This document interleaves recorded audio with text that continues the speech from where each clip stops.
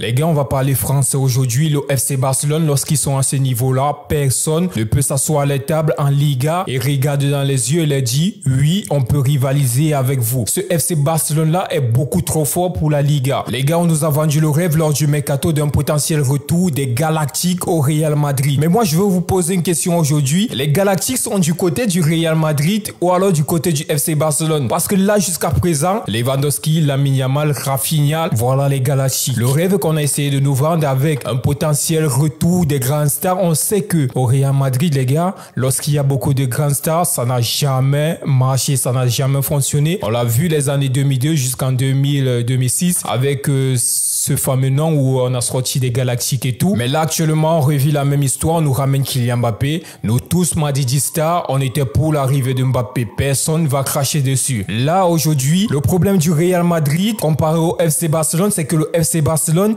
ils sont en train de prouver que grâce à leur Masia, leur centre de formation, peuvent faire sortir des joueurs qui vont rivaliser avec les plus grands de la Liga. Jusqu'à présent, en Liga, aucune équipe n'a montré qu'ils pouvaient rivaliser avec ce FC Barcelone-là. Les gars, moi, j'ai une question à vous poser aujourd'hui. Là, c'est le FC Barcelone qui est trop fort pour la Liga ou c'est la Liga qui a perdu son réel niveau? Aujourd'hui, quand on fait un flashback de ce qui arrive à la Ligue actuellement, on se rend compte des propos qu'avait tenu l'ancien président de la Liga. Avec le départ de Messi, Cristiano Ronaldo, Karim Benzema, on va parler aussi de Toni Kroos. Il y a de cela 5 ou 10 années, la Liga était le meilleur championnat au monde. Selon les informations relayées par le média anglais Sky Sport, la Liga est 4e parmi les plus grands championnats au monde. Premier, on a la Premier League. Là, après, on a la Serie A. Et après, on a la Bundesliga et la Liga. Quand on revient quelques années en arrière, en Liga, on avait comme leader le FC Barcelone, le Real Madrid. Après, c'était Valence. Aujourd'hui, les gars, Valence, ils luttent pour se maintenir en Liga. Après, on avait l'Atlético Madrid. On avait Villarreal. Les gars, aujourd'hui, ce football-là a changé. Même Girona qui essayait l'année dernière de nous éblouir avec des performances spectaculaires cette saison. Les gars, c'est un autre club qu'on voit en Liga. Aujourd'hui, ce FC Barcelone-là, ils sont beaucoup trop forts. Là, bien évidemment, on parle d'un joueur qui est quasiment à la fin de sa carrière, Robert Lewandowski, qui va être certainement Pichichi cette saison en Liga. Et là, les gars, moi, je pense déjà au Ballon d'Or 2025. Là, on a un Robert Lewandowski qui part pour être quasiment meilleur buteur de la Liga. Bien évidemment, si le FC Barcelone prend la Liga, la Coupe du Roi et potentiellement arrive en demi-finale de Champions League avec un Robert Lewandowski qui arrive quand même à inscrire beaucoup de buts.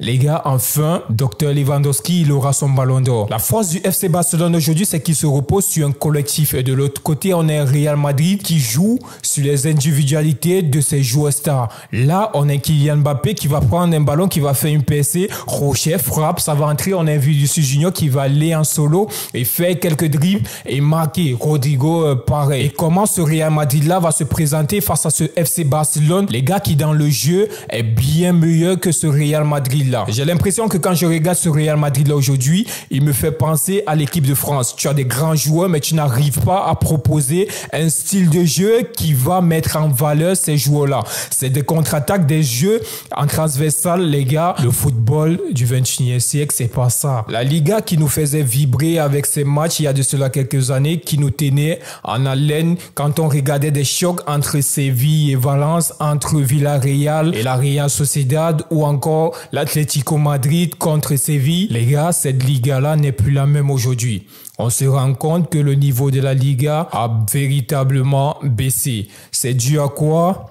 La faute aux investisseurs, la faute au club, la mauvaise gestion. Quand on voit aujourd'hui comme un club mythique comme Valence se retrouve à jouer le maintien, les gars, c'est vraiment le niveau de la Liga laisse à désirer aujourd'hui. Raison pour laquelle même les grands joueurs en Angleterre ne veulent plus venir en Liga. Il y a 3 clubs qui peuvent attirer des grands joueurs actuellement en Liga. Le FC Barcelone, le Real Madrid et l'Atlético. Alors qu'avant, Séville, Malaga, Villarreal, tous ces clubs, les gars, ils avaient des grands joueurs. Aujourd'hui, c'est plus pareil. Et c'est peut-être la raison pour laquelle le FC Barcelone tient aujourd'hui peut-être un nouveau titre de champion.